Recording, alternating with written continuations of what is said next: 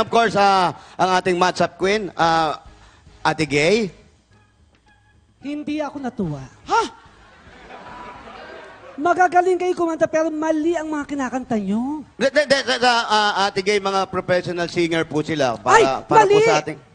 Mali! Yung ikaw mali nga. yung ginawa nila? Yung ikaw, hindi naman ganun. Paano pa yung kanta dapat? Dapat may pero yung, ikaw, ganun, ikaw, how could you say you love me?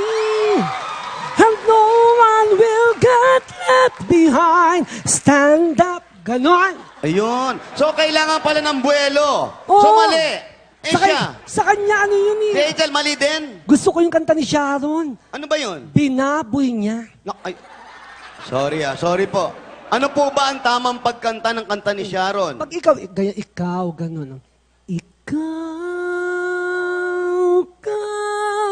salidumay, ganon. Ano ba yan? Ay, naku. Ay, so, Ate Gay, are you happy?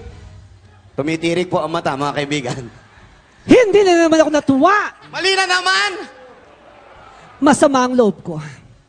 Mali ang kanta na naman nila. Sa sandali, yung mga joke block na yun, mga Renz Berano, kung sino-sino magagaling ng mali pa rin? Mali na. Ano bang mali doon sa ginawa? Yung aray niya, hindi naman ganun. Paano ba yung aray? Paano po ba?